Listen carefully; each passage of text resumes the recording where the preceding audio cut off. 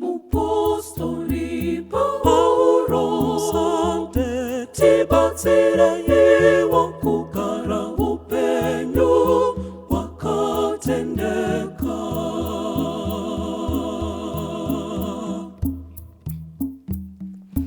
Ibi Paulo musande hambona kutembuti frofaro timbara talese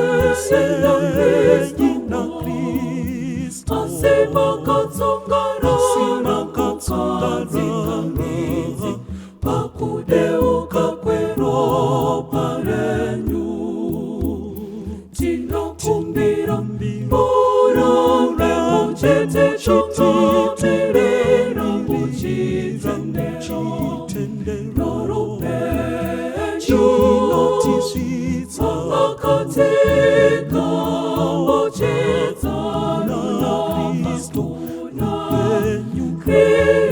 Kristo kuna wedu.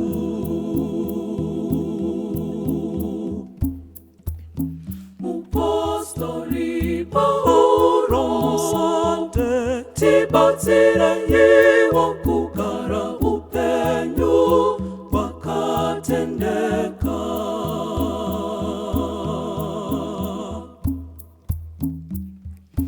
Imi Paulo musande hambona kutembuti frofaro timbara talese na Kristo asema katsongara zikamizi pakudeuka kwero parenyu tinokumbira mbora mrehojete chotiterera muchitendero chinotisvitsa akatenga ochedza na Kristo Kristo kuna wedu.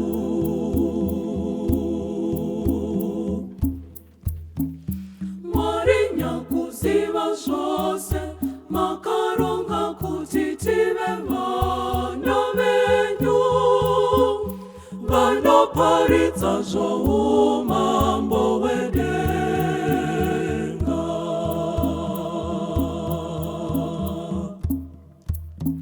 Sezvo takagamuchira Kristu Jesu kuti ave tenzi wedu,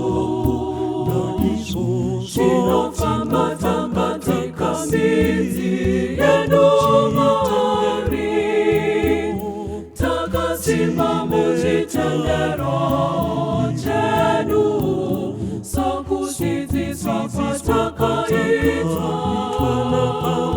na Paulo musande kuti tigare upenyu wakatendeka muna Kristo kuti tigare upenyu na Kristo.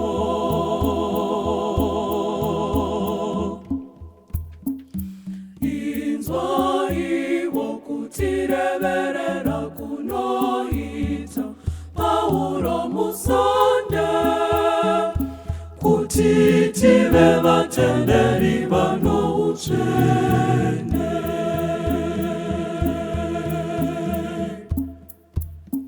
Sezvo takagamuchira Kristu Jesu kuti ave tenzi wedu, tinofamba tikamizi yedu Mwari takasimba muchitendero chedu sokudzidziswa kwatakaitwa na Paulo musande kuti tigare upenyu wakatendeka muna Kristo kuti tigare upenyu na Kristo.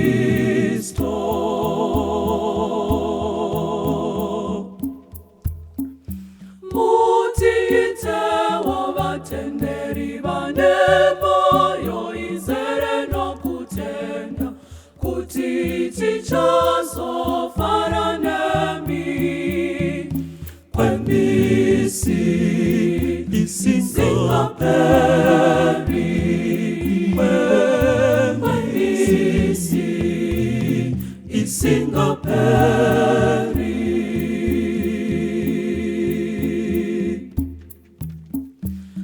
tinovimbane tsitsi dzenyu neminamato ya Paulo musande kuti tichasvika kuupenyu usingaperi kuupenyu usingaperi